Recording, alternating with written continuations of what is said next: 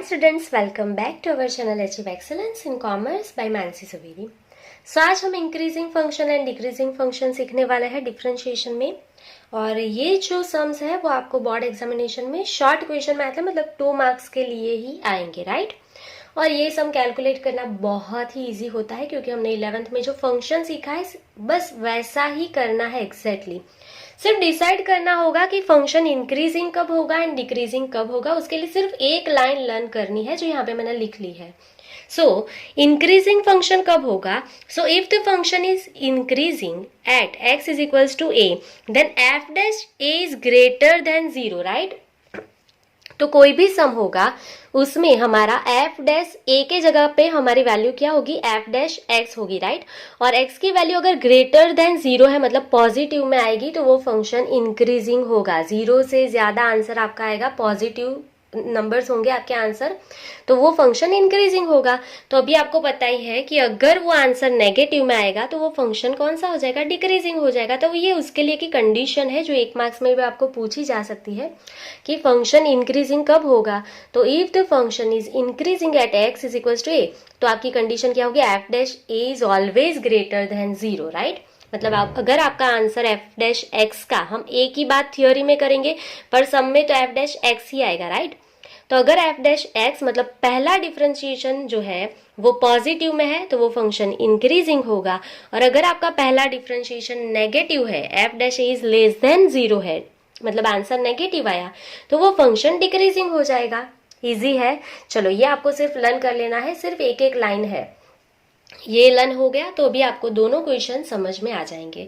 So illustration number 23, if f of x is equals to x square minus 4x, then decide whether the function is increasing or decreasing at x is equals to -1, x is equals to 0 and x is equals to 3, right. बहुत ही easy है। f of x आपको दे दिया है, पहले लिख लेंगे f of x, ये हमारा फंक्शन है। f of x is equals to x square minus 4x, right. अभी आपको डिसाइड करना है फंक्शन जो है आपका इंक्रीजिंग है कि डिक्रीजिंग है। At x is equals to -1 पहले, राइट। तो यहाँ पे हम क्या करने वाले हैं? तो फंक्शन जो है उसमें x की वैल्यू कहाँ पे रखनी है? f डैश a में। मतलब यहाँ पे आपको क्या फाइंड करना पड़ेगा? f डैश x, पहला डिफरेंशिएशन आपको पहले फाइंड करना पड़ेगा, उसके बाद आप x की वैल्यू अप्लाई कर सकते हो, राइट। चलिए, तो x स्क्वायर का पहला डिफरेंशिएशन क्या होगा? 2x माइनस 4x का डिराइवेटिव 4, तो आपको f डैश x मिल गया। अब हम वैल्यू अप्लाई कर सकते हैं at x is equals to -1। तो ये जो आपका f डैश x मतलब पहला डिफरेंशिएशन आपने ढूंढा है, उसमें x के प्लेस पे आप क्या अप्लाई कर दोगे? -1 अप्लाई करेंगे। So f dash -1 is equals to 2 into -1 -4, right.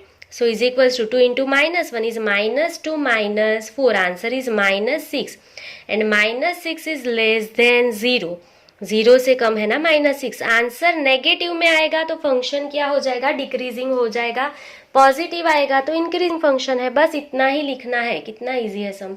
तो यहाँ पे सिर्फ आंसर लिख लेंगे, देयरफॉर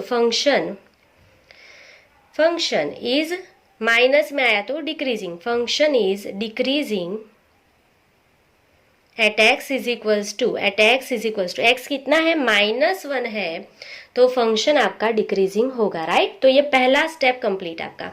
अभी आपको x इज इक्वल्स टू 0 है तो भी फाइंड करना है। सो यहाँ पे हम लिखेंगे at x is equals to 0। अगर x 0 है तो वैल्यू क्या होगी? So f dash 0 is equals to, यहाँ पे x के प्लेस पे 0 अप्लाई करेंगे। So 2 into 0 -4 is equals to 2 into 0 is 0 minus 4, answer is -4 and -4 is also less than 0, -4 is also less than 0।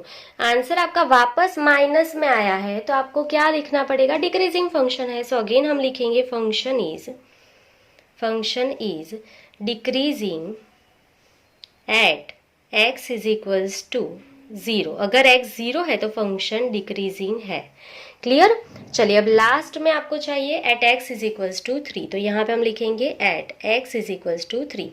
तो ये रहा आपका f डैश, उसमें आप अप्लाई कर देंगे f dash 3 is equals to 2 into 3 -4 is equals to 6 -4 and answer is +2 and +2 is greater than 0।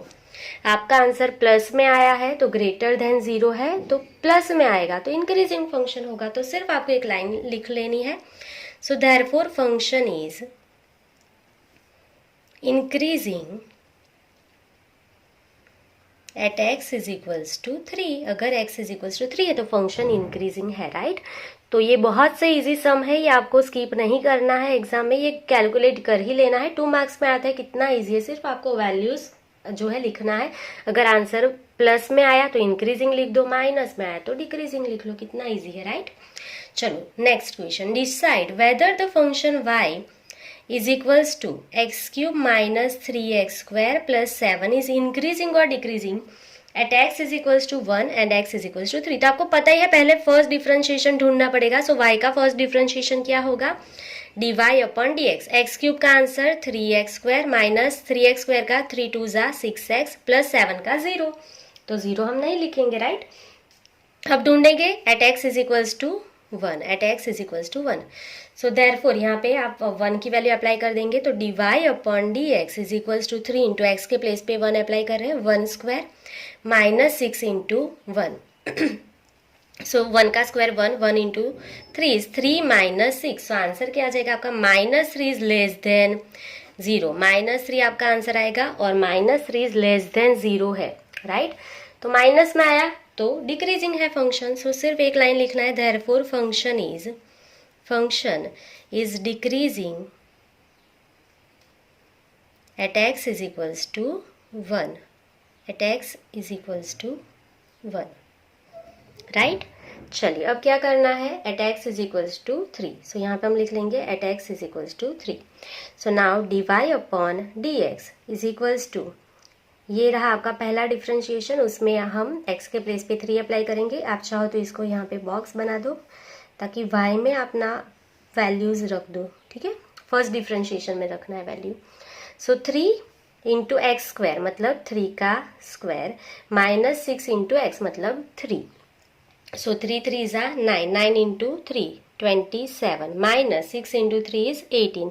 So 27 minus 18 answer is 9। 9 is greater than 0, positive में answer आया है तो आपका फंक्शन कौन सा हो जाएगा, ग्रेटर देन 0। ये कंडीशन फुलफिल हो गई ना, f dash a is greater than 0, first differentiation greater than 0 आ गया तो फंक्शन कौन सा है, इंक्रीजिंग है।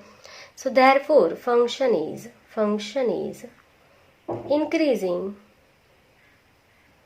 At x is equals to 3। अगर x 3 है तो फंक्शन इंक्रीजिंग है, यहाँ पे डिक्रीजिंग है। क्लियर। तो बहुत ही इजी क्वेश्चन है, आई होप कि आपको समझ आ गया है दोनों कंडीशन, आपको कोई भी डाउट नहीं होगा। अगर आपको कुछ भी डाउट है तो आप कमेंट सेक्शन में कमेंट कर सकते हैं। सो आज के लिए बस इतना ही। Thank you for watching, keep learning, take care.